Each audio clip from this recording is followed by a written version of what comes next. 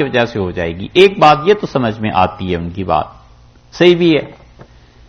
دوسری بات پہ ہمیں ایک اشکال پیش آتا ہے, وہ آپ کے سامنے کہہ دیتے ہیں. باقی امام راضی رحمۃ اللہ جو لکھا ہے وہ بتا دیا. امام راضی رحمۃ اللہ علیہ کہتے ہیں کہ ایمان کے بعد توبہ کا ذکر نہیں اور اللہ نے معاف کر دیا. ہم یہ کہتے ہیں کہ یہ فاغفر لنا ذنوبنا, اللہ ہمارے گناہوں کو معاف فرما دے, توبہ کا لفظ نہیں ہے لیکن یہ خود ہی توبہ ہے. خدا سے درخواست کرنا کہ اے اللہ ہمارے گناہوں کو معاف کر دے تو خود بھی توبہ ہی ہے نا. یہ ضروری تھوڑا ہی ہے کہ توبہ کا لفظ ہی دعا میں شامل ہو. کوئی آدمی توبہ کا لفظ لیتا ہی نہیں, نام پتہ ہی نہیں اسے توبہ کے لفظ کا, وہ کہتا ہے خدایا معافی چاہتا ہوں, یہ بھی اس کی توبہ ہے. تو اس لیے یہاں پر ایمان کے فوراً بعد جو عرض کرتا ہے وہ یہ کہ فاغفر لنا ذنوبنا, اے پروردگار ہمارے گناہوں کو معاف کر. دیکھیے آپ یہاں ربنا کا لفظ پھر لے آئے ہیں, جہاں سے آیت شروع ہوئی نا 193 نمبر, ربنا اننا سمعنا منادی ینادی للایمان ان آمنوا بربکم فآمنا فاغفر لنا ذنوبنا. یہ بھی تو ہو سکتا تھا کہ اللہ ہم ایمان لائے پس ہمارے گناہوں کو معاف کر دیجئے, پھر ربنا کا لفظ لے آئے کہ ربنا فاغفر لنا ذنوبنا. یہ بار بار جو ہے نا ربنا کا لفظ, اس سے دو باتیں پتہ چلیں. ایک تو یہ کہ وہ مومن انسان اعتراف کرتا ہے کہ میں بغیر آقا کے نہیں ہوں, بغیر خدا کے نہیں ہوں, اور میرا کوئی نہ کوئی رب ہے, میرا کوئی نہ کوئی پروردگار تو ہے جس کے سامنے ہاتھ پھیلا رہا ہوں, جس سے معافی مانگ رہا ہوں. اللہ کا اقرار اور اپنی شکستگی کا اعتراف کہ میں کچھ نہیں, میرے پاس سرمایہ سوائے گناہوں کے اور کچھ نہیں. وکفر عنا سیئاتنا, اور پھر کہتا ہے کہ اللہ اس کے ساتھ ساتھ جو گناہ ہیں ان کو اتار دے, دور کر دے, پروردگار بخش دے. فتوفنا مع الابرار, اور اے اللہ موت دے ہم کو مع الابرار, نیک لوگوں کے ساتھ موت دے.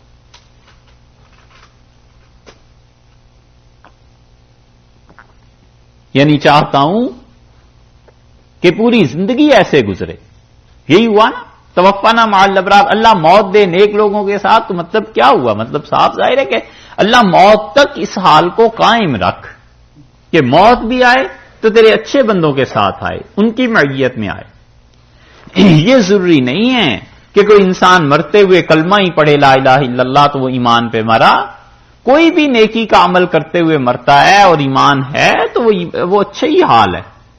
ایک آدمی پیسے خرچ کر رہا تھا, موت آ گئی, بیمار تھا ایک عرصے سے اور مرتے ہوئے کلمہ نہیں پڑھا لیکن اللہ کو یاد کرتا رہتا تھا. وہ اللہ ہی کہ یہاں اس کی ایمانی کی تو موت ہے. لا الہ الا اللہ نہیں پڑھا اور حج کرنے گیا ہوا تھا اور انتقال ہو گیا تو وہ کلمہ ہی تو ہے, وہ ایمان ہی تو ہے, اور کیا.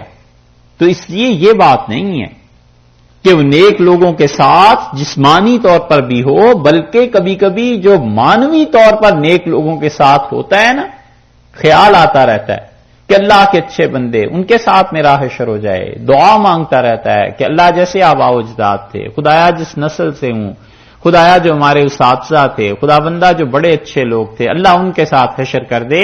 یہ سب چیزیں اس میں شامل ہیں کہ وہ کہتا ہے پروردگار توفنا مع الابرار, اللہ نیک لوگوں کے ساتھ میرا بھی حشر ہو, موت دے مجھے نیک لوگوں کے ساتھ دے. یہ کام آتی ہیں چیزیں. اور اگر دین سیکھا ہوا ہو انٹرنیٹ سے تو پھر کیا کہے گا, موت دے گوگل کے ساتھ. سوچے نا پھر کیا دعا مانگے کہ کس کے ساتھ موت دے. اس سے پتا چلتا ہے کہ والدین نیک ہوں تو اولاد جب بڈھی ہوتی ہے نا خود, پھر خیال آتا ہے کہ ابا اتنے اچھے تھے, ماں اتنی اچھی تھی, پھر کہتا ہے اللہ ان جیسی موت ہو, اللہ ان کے ساتھ جنت میں حشر ہو جائے, خدایا ان تک پہنچ جاؤں. یہ سب چیزیں, یہ ہے فائدہ نیک لوگوں کے ساتھ رہنے کا کہ کہتا ہے خدایا زندگی ایسی بنا دے. اسی لیے یہ جو لوگ بیٹھ ہوا کرتے ہیں, یہ جو لوگ کسی سے پڑھنے جاتے ہیں, ان سب چیزوں کے فوائد سمجھ میں آتے ہیں اس جگہ پہنچ کے کہ آدمی دعا مانگتا رہتا ہے کہ خدایا ان کے ساتھ حشر, اللہ ان کی لڑی ان کے ساتھ اٹھایا جاؤں تاکہ قیامت میں جیسی تیری رحمتیں ان پہ برسیں ہم گناہگار بھی اس کے ساتھ ہو جائیں. وتوفنا مع الابرار, اور اللہ موت دے ہم کو نیک لوگوں کے ساتھ. ربنا, اے ہمارے پروردگار, وآتنا اور عطا فرما دے ما وعدتنا علی رسولک جو کچھ کے وعدہ کیا ہے تو نے علی رسول کا اپنے رسولوں کے ساتھ خدایا جو تو نے وعدہ کیا ہے وہ ہمیں بھی عنایت ہو ہمیں بھی عطا ہو.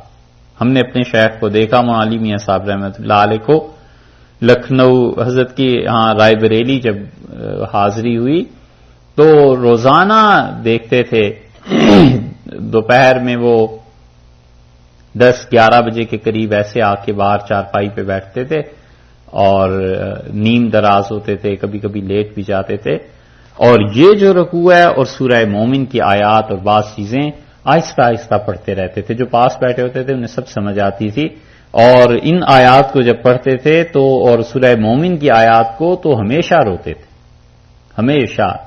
ہم نے ایک دن ایسا نہیں دیکھا جب ان کو پڑھا اور روئے نہ ہوں اور کبھی کبھی بالکل آنسو گرنے لگتے تھے اور بار بار پھر ہاتھ اٹھاتے تھے اور بڑے بڑے مشائخ کا نام لیتے تھے. توفنا مع الابرار اللہ موت دے ہم کو نیک لوگوں کے ساتھ. کہتے تھے اللہ حشر فرما سید صاحب کے ساتھ شیخ کے ساتھ ابن تیمیہ کے ساتھ اللہ ابن قیم کے ساتھ ابن کثیر کے ساتھ اے پروردگار معین الدین چشتی رحمۃ اللہ علیہ کے ساتھ اللہ سے مجدد الفسانی رحمۃ اللہ علیہ کے ساتھ. اتنے نام لیتے تھے کہ یاد رکھنا دشوار تھا. یہ ہیں فائدے. ربنا وآتنا ما وعدتنا علی رسولک اور اللہ ہم کو وہ بھی دے دے جس کا وعدہ کیا ہے تو نے اپنے رسولوں کے ساتھ.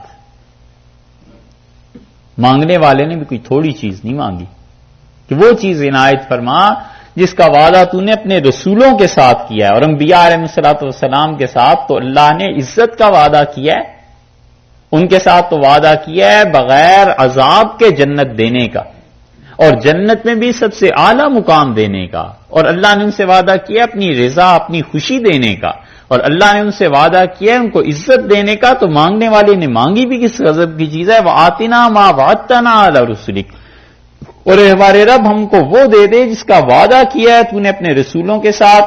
ولا تخزنا یوم القیامہ اور اے پروردگار قیامت کے دن ہمیں رسوا نہ کر. یعنی تیری عنایات تیری مہربانیاں وہ ایسی رہیں کہ دنیا کی زندگی اور قیامت دونوں میں رسوائی سے ہم بچیں. ولا تخزنا یوم القیامہ قیامت کے دن ہمیں رسوا نہ کر. اور رسوا ہوگا کون قیامت میں وہ پیچھے گزر گیا. وہ کیا ہے جہنم میں جسے بھیجا. من تدخل النار فقد اخزیتہ. اللہ رسوا وہ ہوا حقیقت میں پٹ گیا برباد ہو گیا رسوا ہو گیا خدایا جو جہنم میں گیا. ولا تخزنا یوم القیامہ اے اللہ قیامت کے دن رسوا نہ فرما. اے اللہ اس دن آبرو رہے اور عزت رہے. انک لا تخلف المیعاد اور اللہ آپ اپنے وعدے کے خلاف نہیں کیا کرتے. مطلب یہ ہے کہ اللہ تیرے وعدے تو رسولوں کے ساتھ پورے ہونے ہی ہونے ہیں. ہم سے آکار بھی اس میں شامل ہوں گے یا نہیں. ہم گناہ گار بھی اس قابل ہیں یا نہیں. خدایا تیرے وعدے تو ان کے حق میں سچے ہیں وہ پورے بھی ہوں گے. لا تخلف المیعاد تو اپنے وعدوں کے خلاف نہیں کرتا. مگر اللہ اپنے متعلق شبہ ہے کہ ہم اس میں داخل ہوتے ہیں یا نہیں. اللہ ہم اس چیز پہ پہنچ سکتے ہیں یا نہیں. تو درخواست یہ کہ خدایا ہمیں بھی اس کے ساتھ شامل کر. دیکھا فاستجاب لهم ربهم قبول کر لی ان کے پروردگار نے ان کی دعا. پھر رب کا لفظ لے آئے فاستجاب لهم ربهم ان کے رب نے ان کی دعا قبول کر لی. اس سے کہا بالکل ٹھیک ہے. انی یہ بات ہے کہ لا اضیع میں ضائع نہیں کرتا عمل عامل منکم تم میں سے کسی محنت کرنے والے کی محنت میں ضائع نہیں کرتا. من ذکر او انثی وہ مرد ہو یا عورت ہو ہم کسی کی محنت کو ضائع نہیں کریں گے. کوئی بھی ہو. عورتیں ہیں تو عورت ہونا قصور تھوڑا ہی ہے. مرد ہیں تو مرد ہونا فخر تھوڑا ہی ہے. وہ تو چیز ہے اخلاص کی. وہ تو چیز ہے ہمارے ساتھ تعلق کی. وہ تو چیز ہے ہماری عبادت کی. وہ تو چیز ہے ہم سے مانگنے کی. من ذکر او انثی مرد ہو یا عورت ہو بعضکم من بعض تم ایک دوسرے سے ہی ہو. یعنی انسان ہی ہو نا. سارے ایک ہی جنس انسانیت سب میں شامل ہے. تو دیکھو ہم کیا کریں گے عمل پر ثواب جو ملے گا تمہیں وہ ہمارے ہاتھ میں. انسانیت تم میں قدر مشترک ہے. تو جب انسان دونوں ہو تو دونوں کا عمل اور ہمارے ہاں اس کی قبولیت یہ بھی مشترک ہے. مرد ہو یا عورت، جو نماز پڑھے گا اسے ثواب ملے یا نہ ملے، ہمارے ہاں اس بنیاد پہ فیصلے نہیں ہوں گے کہ یہ مرد ہے تو قبول کر لی جائے اور عورت ہے تو رد کر لی جائے. نہیں، ایسے نہیں ہے. من ذکر او انثی، مرد ہو یا عورت ہو، کوئی بھی، بعضکم من بعض، تم ایک دوسرے سے ہو. جو کوئی بھی اچھے اعمال کر کے لائے گا، جو کوئی بھی ہمارے پاس پہنچے گا، جو کوئی بھی ہم سے یہ دعائیں مانگتا رہے گا، ہم اس کے عمل کو ضائع نہیں کریں گے.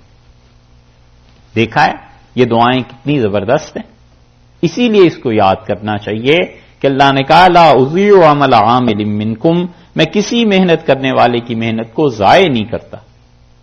اس لیے یہ جو لوگ اللہ کے دین کے لیے محنت کر رہے ہوتے ہیں نا، کام کر رہے ہوتے ہیں، وہ ہماری نظر میں کتنے ہی بیکار کام کیوں نہ ہو اور ہم اپنی طرف سے کتنے ہی گھٹیا کیوں نہ سمجھیں علیاذ باللہ، اور ہم اس کی کوئی قیمت چاہے نہ لگائیں، لیکن مالک کہتا ہے کہ لا اضیع عمل عامل منکم، جو عمل کرتا ہے ہم اس کے عمل کو ضائع نہیں کریں گے. اس لیے یہاں تک تو لا تخلف المیعاد تک تو ہم کر سکتے ہیں بھائی، یہی ہے نا. سوچو، اتنا تو ہمارے ذمہ ہے کہ ہم مانگے. آگے اللہ یہ کہہ دے کہ فاستجاب لهم ربهم، ان کے رب نے ان کی دعا کو قبول کر لی، یہ ان کا اپنا اختیار ہے.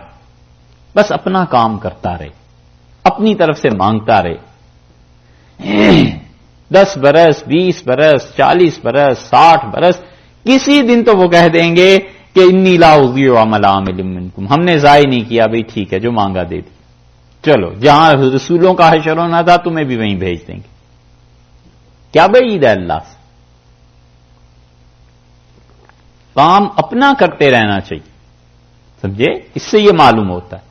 اور جو چیز اپنے اختیار میں نہیں ہے وہ جن کے اختیار میں ہے وہ جانے. ہمارے کام، ہمارا تو اختیار بس اتنا سا ہے، دروازہ کھٹکھٹاتے رہیں، مانگتے رہیں، کھولیں یا نہ وہ کھولیں در، اس کی ہے تجھ کو کیا فکر، تو بس اپنا کام کر، یعنی صدا لگائے جا. تو فقیر نے یہی کرنا ہے، مانگتے ہی رہنا ہے نا.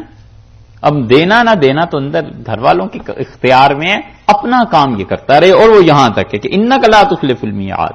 آگے ان کا کام شروع ہو رہا ہے، فاستجاب لهم ربهم، ان کے رب نے انہیں جواب دیا، ان کی دعا کو قبول فرمایا اور کہا انی لا اضیع عمل عامل منکم، تم میں سے جو محنت کرتا ہے، دیکھو ہم کسی محنت کرنے والے کی محنت کو ضائع نہیں کرتے. من ذکر او انثی، مرد ہو یا عورت ہو، سب کی محنتیں قبول ہیں، کسی کی محنت برباد نہیں.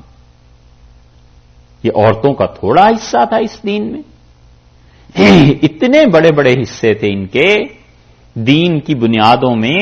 ان خواتین کا حصہ کچھ کم نہیں، بہت بڑا حصہ تھا. رسول اللہ صلی اللہ علیہ وسلم کیا مہمان آتے تھے مدینہ منورہ میں، اور آپ نے فرمایا رملہ کو کہو اپنے ہاں انہیں ٹھہرا لیا کرے. اور اس پہ رملہ رضی اللہ عنہا صحابیہ تھیں، خاتون تھیں، اور رسول اللہ صلی اللہ علیہ وسلم 700 مہمان آتے تھے اسلام کو قبول کرنے کے لیے، اور وہ اللہ کی بندی ان کے لیے کھانے کا بندوبست کرتی تھی، ان مہمانوں کو ٹھہراتی تھی. 700 آدمی کسی عورت کے لیے معمولی بات ہے کہ ان کی کھانے کا بندوبست کرے؟ مطلب یہ کوئی آسان چیز ہے، کوئی معمولی چیز ہے؟ لیکن وہ کرتی تھی. اور نہ اگر مدینہ منورہ میں اتنی محنت ہوتی اور اتنا حصہ اور یہ سب چیزیں نہ ہوتی تو یہ دین آگے کیسے پھیلتا؟ رسول اللہ صلی اللہ علیہ وسلم کی عظمت برحق اور ان کی عزت، احترام، ان کا مقام. لیکن حضرت صلی اللہ علیہ وسلم کو اللہ نے ساتھی بھی ایسے دیے، دوست بھی ایسے دیے، خواتین بھی اس حلقے میں ایسی دیں جنہوں نے سارا کچھ اللہ کے دین کے لیے لگا دیا. کس وقت وہ سوتی ہوں گی، بچوں کا کیا ہوتا ہوگا، گھر کا کیا ہوتا ہوگا. 700 آدمی، اور لوگ رملہ رضی اللہ عنہا کے نام کو نہیں جانتے، لیکن جس کے لیے انہوں نے کام کیا ہے وہ تو جانتا ہے، اور جس کے ہاں وہ پہنچی ہوں گی اور جو ان پر اللہ نے نوازشات اور عنایات کی ہوں گی وہ کوئی چھوٹی سی چیز. اتنی قربانیاں آگے. اسی لیے سورہ نساء میں آگے آ جائے گی بات کہ وہ خواتین کی محنت، اللہ کے ساتھ تعلق کی سب چیزیں کیا رہی ہیں اور کیا کیا کرتی رہی. یہ ایک آدمی ہے اس نظام الدین اولیاء رحمۃ اللہ علیہ. شیخ کہتے تھے کہ مجھ سے میرے حضرت نے کہا جب میں پاک پتن سے چلنے لگا تو فرمایا دہلی میں ہم نے ایسا درخت لگایا ہے اللہ کی مخلوق صدیوں اس کے سائے میں بیٹھی رہے گی. تو میں چلنے لگا تو مجھے جو نصیحتیں کی، خیر وہ تو لمبی بات ہے. حضرت نظام الدین رحمۃ اللہ علیہ فرماتے تھے میں بالکل بچہ تھا اور ہمارے گھر میں پورا موسم گزر جاتا تھا اور ہم ایک پھل لے کے بازار سے نہیں کھا سکتے تھے، غربت ایسی شدید تھی. تو ایک مرتبہ چاند نظر آیا اور والدہ بیمار تھیں اور میں جب پڑھ کے ایک درجے تک پہنچا تو دہلی میں دستور یہ تھا کہ اس زمانے میں کہ جب بچہ ایک مقام پہ پہنچ جاتا تھا تو پگڑی اس کے سر پہ باندھتے تھے. تو میں گھر آیا اور ضد کی اور میں نے کہا مجھے کپڑا دیں، میرے اساتذہ یہ کہتے ہیں. تو میری بہن مجھ سے کہنے لگی کہ بھائی گھبراؤ نہیں اور ہم چرخہ کاٹیں گے پھر تمہیں کپڑا لا کے دیں گے. تو فرماتے تھے بڑا میں خوش ہوا، میری والدہ نے اور بہن نے مزدوری کی اور کچھ پیسے ملے اور پھر اس سے وہ چرخے پہ وہ سوت کو کاٹ کے کپڑا لے کے آئیں. تو ایک مرتبہ کیا ہوا، والدہ کی طبیعت خراب تھی اور چاند نظر آ گیا تو میں حاضر ہوا اور دہلی میں دستور یہ تھا کہ نیا چاند دیکھ کے پاؤں چومتے تھے والدین کے. تو میں نے پاؤں چومے، لیٹی ہوئی تھیں تو مجھ سے کہنے لگیں کہ نظام الدین اس مرتبہ تو پاؤں ہمارے چوم رہا ہے اور پھر آئندہ چاند پہ کس کے پاؤں چومے گا. تو فرمایا میرے دل میں بڑا کھٹکا لگا اور میں رونے لگا اور میں نے کہا آپ مجھے کس کے حوالے کر کے جاتی ہیں، کہاں چھوڑ کے جا رہی ہیں؟ تو کہا جاؤ اور فلاں بزرگ جو ہیں ان کے پاس رہو اور میں تمہیں بلا لوں گی. تو حضرت فرماتے تھے شیخ فرید الدین مسعود شکرگنج رحمۃ اللہ علیہ کے چھوٹے بھائی تھے، وہ رہتے تھے دلی میں. میں ان کے یہاں گیا کہ مسلمانوں کا کوئی حصہ ہی نہیں ہندوستان میں، لا حول ولا قوت الا باللہ، رہ کے یہ جملے یاد آتے ہیں. حضرت فرماتے ہیں میں وہاں گیا اور رات کے آخری حصے میں ہمارے گھر میں ایک خاتون ہوتی تھی، وہ دوڑتی ہوئی آئی اور اس نے کہا جلدی چلو ان کی طبیعت خراب ہے. تو میں گیا تو میری والدہ کی طبیعت واقعی خراب تھی. تو مجھے دیکھ کے رونے لگی، میں بھی رو پڑا اور میں نے کہا مجھ سے پوچھا کہ وہ نظام تم کیا بات پوچھ رہے تھے رات؟ تو میں نے کہا میں یہ عرض کر رہا تھا کہ مخدومہ مجھے کس کے حوالے چھوڑ کے جاتی ہیں، مجھے کس کے حوالے کر رہی ہیں؟ تو فرماتے تھے میری والدہ نے میرا ہاتھ پکڑا اور ایسے ہوا میں بلند کیا اور فرمایا اللہ آپ کے سپرد کر کے جاتی، اللہ آپ کے حوالے کر کے جاتی. اور نظام الدین اولیاء رحمۃ اللہ علیہ فرماتے تھے ہمارے گھر میں ایک پائی نہیں تھی اس دن، اور اگر میری ماں پورا گھر ہیروں سے بھرا ہوا چھوڑ کے جاتی تو مجھے اتنی خوشی نہ ہوتی جتنی اب بھی خوشی اس جملے سے ہوتی ہے کہ فرمایا اللہ تیرے سپرد کر کے جاتی. حضرت نے تو اتنا ہی فرمایا، لیکن اب ہم سوچتے ہیں کہ جو چیز ماں سپرد کر کے گئی تھی اللہ نے اسے ضائع نہیں کیا، اللہ نے اسے اس مقام تک پہنچایا کہ اب تک 8 صدیاں گزر گئی ہیں اور اب تک اللہ کی رحمت وہاں مسلسل نازل ہوتی ہے اور ہم جیسے لوگ دعا مانگتے ہیں اور نام لیتے ہیں تو رحمت اللہ علیہ کہتے ہیں یہ ہے خدا کے دین کے لیے کام کرنے کا نتیجہ. ہم حضرت کی مزار پہ گئے اور وہاں سامنے ہی ہمایوں بادشاہ کی بھی قبر ہے، وہاں بھی گئے تو بڑا تعجب ہوا. حضرت کے مزار پہ اب بھی ہزاروں لاکھوں آدمی آتے ہیں، کھانا کھاتے ہیں. یہ الگ بات ہے جو بھی وہ غلط حرکتیں بھی کرتے ہوں. اور سامنے بادشاہ کا مزار تھا ہمایوں کا. ہم وہاں گئے تو دیکھا ایک میاں بیوی تھے بیٹھے ہوئے اور ایک بلی یا کوئی جانور ایسے گھوم رہا تھا اور وہ ایک کونے میں کھانا کھا رہے تھے. تو سوچتے رہے کہ جس نے چند دن اخلاص کے ساتھ اللہ کا نام لیا ہے اس کا حال دیکھو، اور جو ہندوستان پورے کا بادشاہ تھا اور جس کے اٹھنے اور بیٹھنے پہ ہزاروں اٹھتے اور بیٹھتے تھے اس کا حال دیکھو آج. یہ ہے اللہ جب قبول کر لیتا ہے نا تو پھر کوئی چھوٹی سی بات نہیں. وہ ماں ہی تھی نا، محنت کی اللہ کے لیے. اللہ نے کہا من ذکر او انثی، فرق نہیں ہے عورت ہو یا مرد ہو، بعضکم من بعض، تم ایک دوسرے میں سے ہو. فالذین ہاجروا، اور وہ لوگ جنہوں نے ہجرت کی، وَأُخْرِجُوا مِن دِيَارِهِمْ، اور جو اپنے گھروں سے نکالے گئے. مکہ والے ہجرت بھی کی اور اپنے گھروں سے نکالے گئے، جن گھروں کو اتنے ارمان سے سجایا اور اتنی محنت کر کے اور جہاں پیدائش اور جہاں سب چیزیں تھیں وہاں سے نکالے گئے. رسول اللہ صلی اللہ علیہ وسلم جس دن فتح مکہ میں آئے ہیں نا، بار بار ارشاد فرماتے تھے کہ آج رات ہم کہاں رہیں گے، آج رات کہاں ٹھہرنا ہے. صحابہ رضی اللہ عنہ نے آخر عرض کیا اللہ کے رسول عجیب بات ہے، آپ کئی بار ارشاد فرما چکے ہیں آپ کا تو اپنا گھر موجود ہے. آپ نے فرمایا وہ تو علی کے بھائی عقیل رضی اللہ عنہ کے متعلق فرمایا عقیل نے لے لیا ہے، میرا تو کوئی گھر رہا نہیں. یہ ہے اخرجوا من دیارہم، اپنے گھروں سے نکالے. عبداللہ ابن عمر رضی اللہ عنہ آتے تھے حج کے لیے، جہاں ان کے گھر تھے جنہیں چھوڑ کے گئے تھے نظر تک اٹھا کے نہیں دیکھتے تھے. تو لوگوں نے کہا دیکھ لیں امیر المومنین عمر رضی اللہ عنہ بھی یہاں رہے، آپ کے دادا بھی کہتے تھے بس جس چیز کو اللہ کے لیے چھوڑ دیا ہے ہم اس کی طرف نگاہ کرنا بھی نہیں چاہتے. اخرجوا من دیارہم، اپنے گھروں سے نکالے گئے. یہ کوئی چھوٹی سی قربانی تھی. وَأُوذُوا فِي سَبِيلِي، اور میری راہ میں ستائے گئے. یہ ہے کمال کی بات. اوذو فی سبیلی، میری راہ میں ستائے گئے. تو نیز برسر باما کے تماشائی،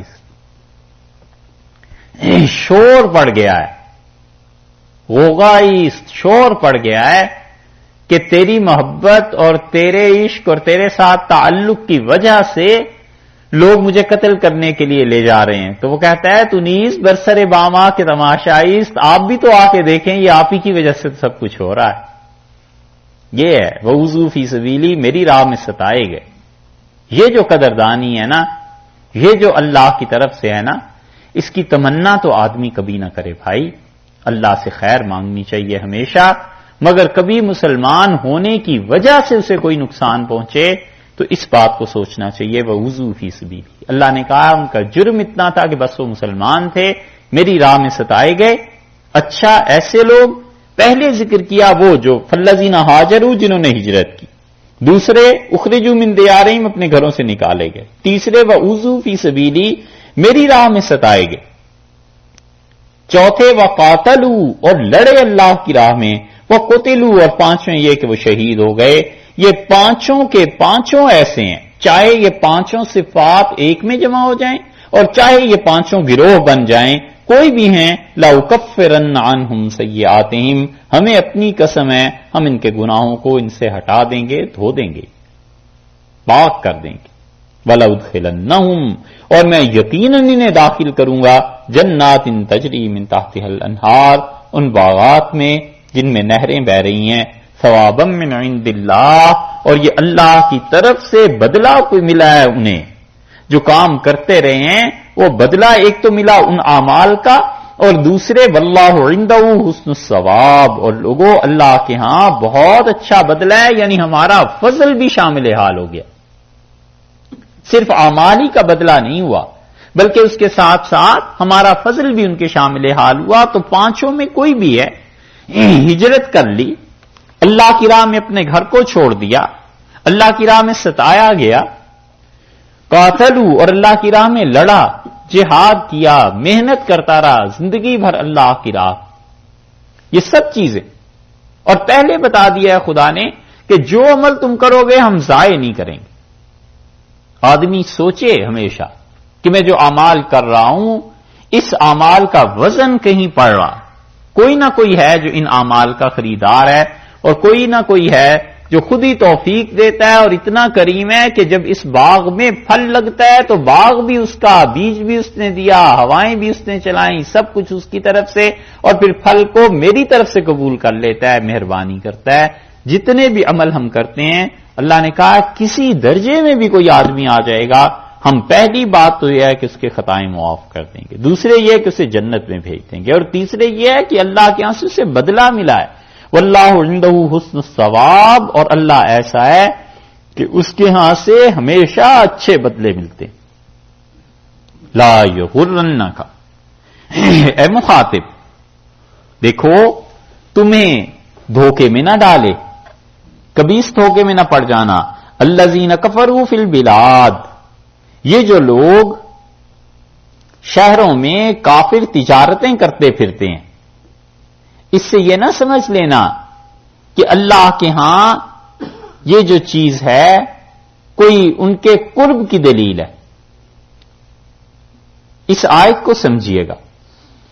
اللہ تعالیٰ نے فرمایا لا یغرنک، اور تمہیں بہکاوے میں نہ ڈالے. تقلب الذین کفروا فی البلاد، کافروں کا تقلب، تقلب کا مطلب گھومنا پھرنا، تقلب کا مطلب تجارت کرنا. متاع قلیل، بہت تھوڑا سا فائدہ ہے، ثم ماواہم جہنم، اور پھر اس کے بعد جہنم ان کا ٹھکانہ، وبئس المہاد، اور دیکھو بری تیاری ہے، بہت بری جگہ ہے جہاں پر یہ پہنچیں گے۔ آگے یہ جو لفظ لائے ہیں نا لیکن، اس پہ ہے شبہ، اصل میں مفسرین نے بحث کی ہے اس پہ۔ وہ کہتے ہیں یہاں لیکن کا کیا مطلب ہے؟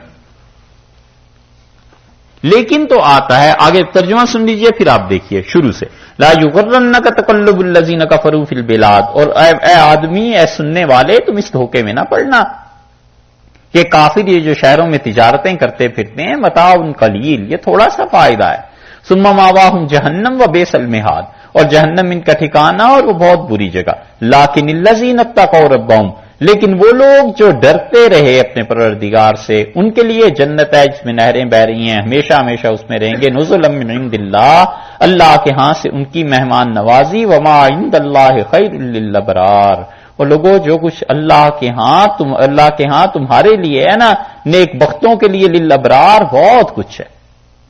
وہ کہتے ہیں لیکن کا لفظ کیوں لائے؟ کیونکہ لیکن کا جو لفظ ہوتا ہے وہ پیچھے کے کلام میں کوئی چیز رہ جاتی ہے، پھر اس کے لیے لاتے ہیں نا، سب گئے لیکن میں نہیں گیا، تو لیکن کا مطلب یہ ہے کہ پیچھے جن آدمیوں کا ذکر تھا وہ سارے کے سارے چلے گئے، لیکن اس جانے کے فعل میں میں شریک نہیں ہوا، یہاں لیکن کیوں لائے؟ پھر اس کا جواب دیتے ہیں کہ شبہ یہ پڑتا تھا کہ یہ جو شہروں میں تجارت ہے، کافروں کا گھومنا پھرنا ہے، یہ سارا بہت ہی خراب کام ہے، نہیں کرنا چاہیے، تم دھوکے میں نہ پڑنا، یہ کافر جو شہروں میں تجارت کر رہے ہیں تمہیں دھوکے میں نہیں پڑنا چاہیے۔ تو اس سے شبہ یہ ہوتا ہے کہ شاید یہ سارا کام فضول کر رہے ہیں۔ اللہ نے فرما دیا یہ تھوڑا سا ان کا فائدہ ہے، پھر جہنم میں چلے جائیں گے، لیکن یہ جو لیکن لائے ہیں وہ کہتے ہیں اس کا مطلب یہ ہے کہ جو کافر تجارت کر رہے ہیں یہ کوئی برا کام نہیں ہے، کفر برا ہے، لیکن وہ لوگ جو تجارت کرتے ہیں الذین اتقوا ربہم، اپنے پروردگار کے ڈرنے کے ساتھ ساتھ، جو لوگ تقلب الذین فی البلاد، شہروں میں گھومتے پھرتے ہیں کافر، تو یہ جو کافروں کا گھومنا پھرنا ہے یہ گھومنا پھرنا برا نہیں، کفر برا ہے، لیکن الذین اتقوا، لیکن وہ لوگ جو کہ شہروں میں گھومتے پھرتے ہیں اور اللہ سے ڈرتے ہیں۔ اب سمجھ آئی؟ ہاں، لیکن کے بعد اللہ تعالی نے بات پوری نہیں کی، ایک لفظ لیکن کا لیکن یہ بتا دیا کہ وہ جو کافر شہروں میں گھومتے پھرتے ہیں ایسے ایسے خراب ہیں، لیکن ایمان والے جو انہی شہروں میں گھومتے پھرتے ہیں اور متقی اور پرہیزگار ہیں ان کے لیے جنت ہے۔ تو یہ شبہ دور کر دیا کہ کہیں یہ نہ ہو کہ مسلمان یہ سمجھنے لگیں کہ کافر ہی شہروں میں گھوم پھر سکتا ہے اور تجارت کر سکتا ہے، ہمارا تو اس میں کوئی حصہ نہیں۔ اور اس پہ مفسرین نے لکھا ہے کہ یہ بہت بڑی اصل ہے، بہت بڑا اصول ہے جو اس سے ثابت ہوتا ہے کہ کوئی بھی مسلمان زندگی کے کسی شعبے میں بھی کام کر رہا ہوگا، اگر وہ ان شرائط کو پورا کرے، ایک تو لیکن الذین اتقوا، ڈرتا ہو اپنے پروردگار سے، تقوی کی شرط کو پورا کرے اور اللہ کو ماننے والا ہو، تو وہ اللہ ہی کی راہ میں کام کر رہا ہے۔ وہ کہتے ہیں اس سے ثابت ہوتا ہے کہ کوئی تجارت میں لگا ہوا ہے، کوئی معیشت میں لگا ہوا ہے، کوئی نوکری میں لگا ہوا ہے، کوئی طب میں لگا ہوا ہے، کوئی انجینئرنگ میں لگا ہوا ہے، کسی چیز میں بھی کوئی مسلمان کام کر رہا ہے اور شہروں میں وہی کام کر رہا ہے جو کافر کر رہے ہیں، اور فرق اتنا ہے کہ یہ اللہ سے ڈرتا ہے اور اللہ کے ساتھ تعلق ہے، اور کافر جو ہے کفر کرتا ہے، تو اس کو اس کا فیلڈ اللہ کا قرب دلا دے گا، اس کو یہ وعدے پورے ہو جائیں گے اس کے حق میں جو اللہ نے آگے کیے ہیں۔ سمجھ آئی؟ سمجھ آئی؟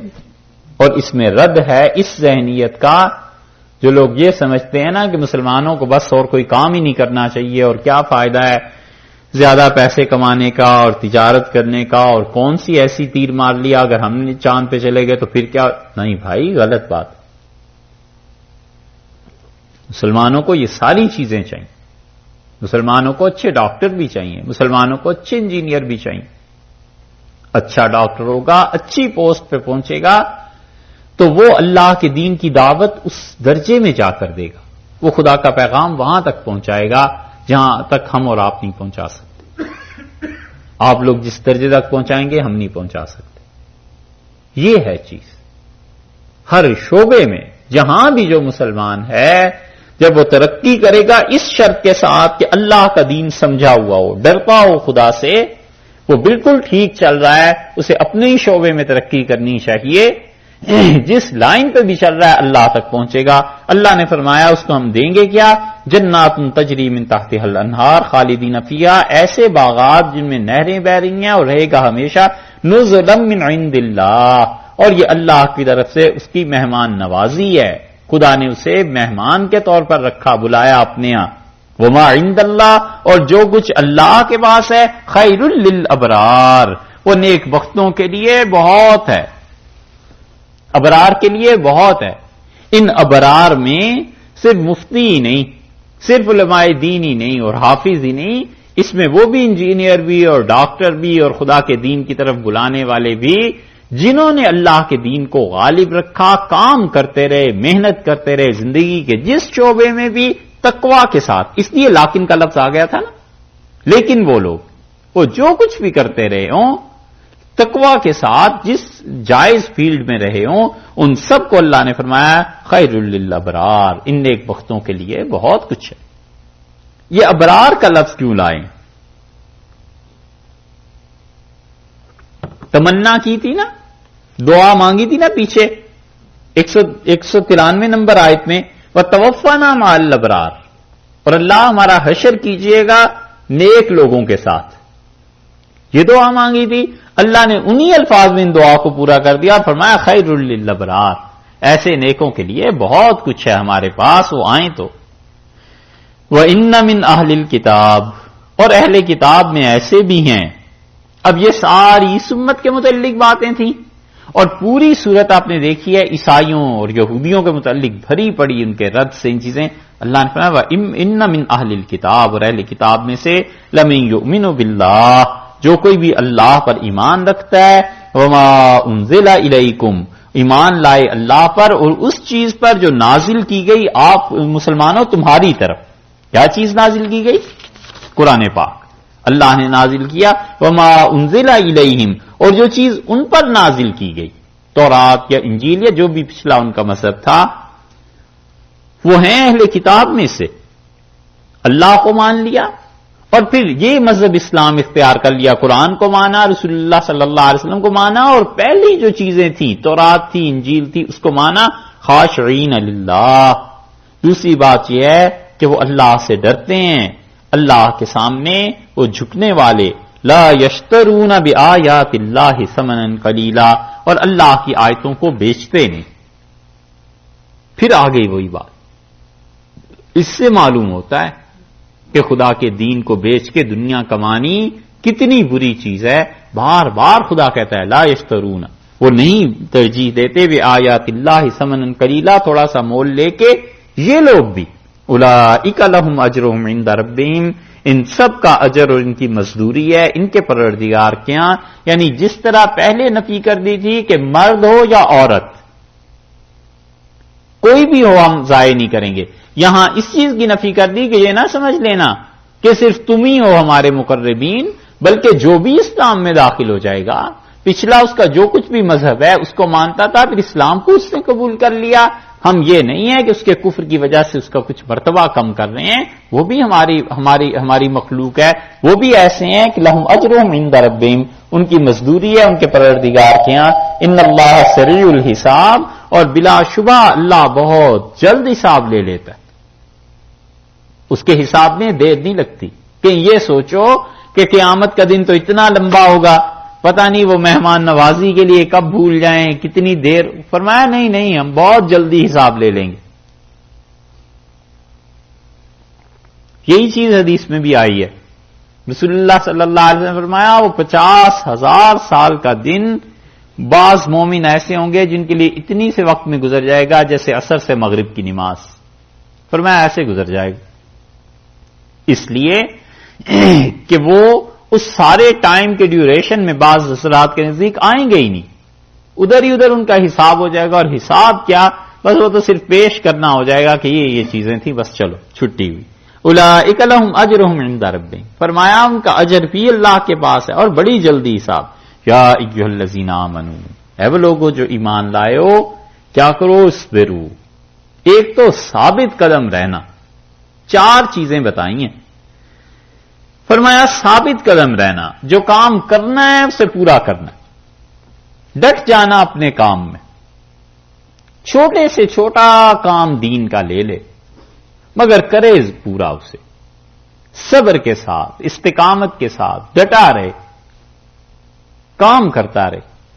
یہ تھوڑا ہی ہے ایسے کہ فرض کر لو 10 بارے پڑھ لیے پھر بس اس کے بعد اب کیا پڑھنا ہے؟ یہ بھی تو ایک کام ہے نا، کوئی کام کرے ڈٹ جائے کہ یہ کام تو پورا کرنا ہے، اللہ کے ساتھ تعلق ہے، یہ تعلق کو نبھانا ہے موت تک۔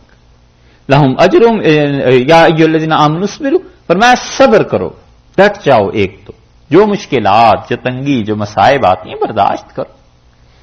یہ سارے دین کے کام اگر اتنے ہی آسان ہوتے تو دنیا بھر میں لوگ کر نہ رہے ہوتے، آتی ہیں مصیبتیں اور تکالیف۔ وصابروا، اور دوسری بات یہ فرمائی ہے کہ جو بھی مصیبتیں، پریشانیاں ہیں، اس کے مقابلے میں مضبوط ہو جاؤ، ڈٹ جاؤ۔ یا صابرو کا ترجمہ یہ کیا گیا ہے کہ ایک دوسرے کو صبر کی تلقین کرنا، یعنی یہ کہ کوئی ڈھیلا پڑنے لگے تو اسے بتانا کہ نہیں، اللہ کے دین کا کام ہم سب کو مل کے کرنا ہے۔ ورابطو، اور رابطو کا مطلب شاہ صاحب نے بڑا اچھا ترجمہ کیا، شاہ عبد القادر صاحب رحمۃ اللہ علیہ نے، وہ کہتے ہیں لگے رہو، رابطو لگے رہو، مطلب اس دین کے کام کو چھوڑنا نہیں، کرتے رہو جتنا بھی ہو سکے، جس حد تک بھی ہو سکے، زیادہ ہوا زیادہ کر لیا، تھوڑا ہوا تھوڑا کر لیا، لیکن لگے رہو، دین کو مت چھوڑنا۔ یہ 3 کام، واتقوا اللہ، اور چوتھا کام یہ ہے کہ تقوی۔ تو دین کے مقابلے میں لگے رہو، یعنی یہ بھی ہو سکتا ہے کہ جہاد کرتے رہو، جد و جہد کرتے رہو۔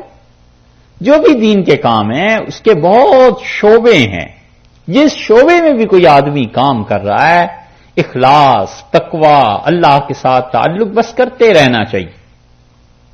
ساری شعبے درکار ہیں، سب چیزیں درکار ہیں، تب جا کر کہیں امت بنتی ہے۔ سب شعبوں میں جتنے بھی اخلاص والے کام کر رہے ہوں گے وہ سب شعبے ایک دوسرے کو تقویت دیں گے۔ اگر خالد بن ولید رضی اللہ عنہ چھوڑ دیتے جہاد کو اور ان چیزوں کو، اور سعد بن ابی وقاص رضی اللہ عنہ چھوڑ دیتے اور بیٹھتے حضرت ابو ہریرہ رضی اللہ عنہ کی طرح مدینہ منورہ میں صرف احادیث سناتے رہتے تو پھر یہ کیا ہوتا؟ اور اگر حضرت ابو ہریرہ رضی اللہ عنہ احادیث نہ سناتے اور نکل جاتے ایسے جیسے خالد بن ولید اور سعد اور رضی اللہ عنہ یہ بڑے بڑے حضرات تھے، پھر کیا ہوتا؟ اور حضرت عمر رضی اللہ عنہ خلافت چھوڑ کر جا رہے تھے ایران جہاد کے معاملے میں، تو حضرت علی رضی اللہ عنہ نے روک دیا، انہوں نے کہا امیر المومنین آپ مت چاہیے، آپ کی حیثیت ہم میں ایسے ہے جیسے چکی میں کیل ہوتی ہے، اور کیل اگر اکھڑ جائے تو چکی کا کوئی وجود نہیں رہتا، آپ مدینہ منورہ چھوڑ دیں گے تو پھر خلافت کہاں رہی؟ اور اگر کچھ ہو بھی گیا مسلمانوں کو اور فتح نہ بھی ہوئی تو بھی مرکز تو محفوظ ہے نا۔ پھر حضرت عمر رضی اللہ عنہ نہیں بولے۔ حضرت سعد رضی اللہ عنہ جب کہی تھی یہی بات تو اصرار فرماتے رہے کہ نہیں، میں نے ضرور جانا ہے، اور مسلمانوں کے لیے یہ بڑا کڑا وقت ہے۔ تو سارے شعبے حضرت نے اس کا ترجمہ کیا، لگے رہو خدا کے دین کے کام، واتقوا اللہ، اور اللہ سے ڈرو، یہ تقوی ہے، بار بار جس کا ذکر آیا ہے، لعلکم تفلحون، شاید تم اپنی مراد کو پہنچو، مطلب یہ کہ یقیناً تم اس میں کامیاب ہو جاؤ گے جو چیزیں تم نے ہم سے مانگی ہیں، جتنی دعائیں مانگی ہیں سب میں کامیاب ہو جاؤ گے، مگر تقوی اور لگے رہنا دین کے کام میں، تو پھر ہم بھی ایک دن کہہ دیں گے کہ انی لا اضیع عمل عامل منکم، ہم کسی عمل کرنے والے کے عمل کو ضائع نہیں کرتے۔ ٹھیک ہے صاحب، اس کو یاد کیجئے گا اس رکوع